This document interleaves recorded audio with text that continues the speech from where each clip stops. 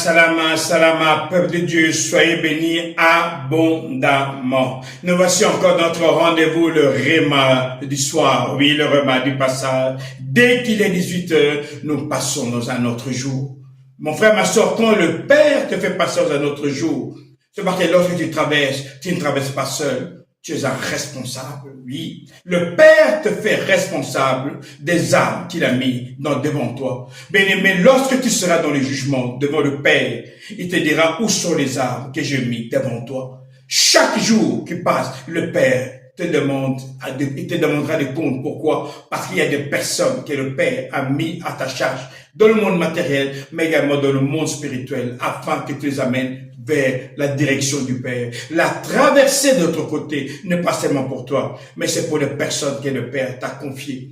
Ici, nous sommes toujours dans Josué chapitre 9.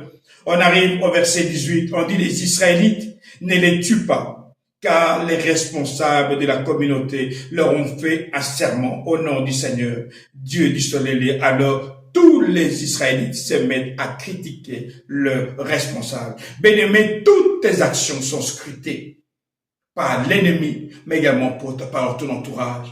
Lorsque tu tombes, les conséquences vont toucher tous les membres de ta famille, tout ton entourage. Il dit, lorsque vous péchez, votre péché ira jusqu'à la 5e génération.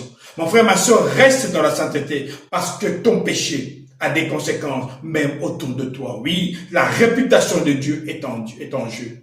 Dieu se manifeste à travers toi, mais ta chute met Dieu mal à l'aise. Pourquoi? Les gens vont se moquer du Père à cause de toi. 2026, le Père a décidé de te donner un territoire. Le Père a décidé de te faire du bien. Que la gloire que Dieu te donne ne te fasse pas tourner en rond, ne t'amène pas à perdre la pensée, à perdre la tête. Oui, mon frère, ma soeur, quand le Père dit qu'il va changer la situation, ce sera physique. Tu vas voir les changements. Mais lorsque tu seras en paix, n'oublie jamais le Dieu qui t'a donné cette paix. Lorsque tu seras dans la joie, n'oublie jamais le Dieu qui a apporté cette joie dans ta vie. Lorsque tu vas embrasser un enfant, n'oublie jamais le Dieu qui t'a donné cet enfant. Lorsque tu vas vivre des grandes victoires, n'oublie jamais ce que le Père a fait pour toi. Pourquoi? Parce que tu es responsable. Les gens qui sont autour de toi veulent voir comment tu vas glorifier le Père. Israël a mordu l'hameçon du mensonge des Gabonites.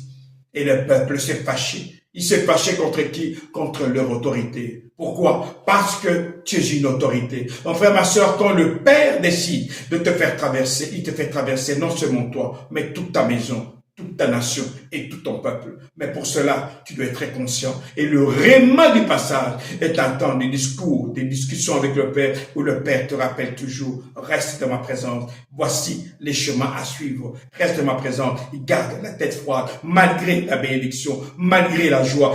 Garde la tête froide. Pourquoi? Parce que lorsque tu montes, c'est très facile de servir Dieu dans la pauvreté. C'est très facile de servir Dieu dans les difficultés. Mais lorsque Dieu te donne tout, le compte en banque est rempli, la santé est là, la famille va bien, tout va bien. Parfois tu crois que tout ça vient par ta propre force, alors que ça vient du Père. Et le Père te dit, fais attention, viens de ma présence. Et en me voyant, tu seras toujours qu'il y a quelqu'un qui est au-dessus de toi. Oui, le réma du soir t'amène à savoir que tout ce que tu as reçu vient du Père. Alors mon frère, ma soeur, ne tombe pas dans le piège. Pourquoi? Parce que le Père te rend responsable de tout ce qui vient. Ici, votre pasteur Nkosi Congo, alors je vous dis, salama, salama, salama.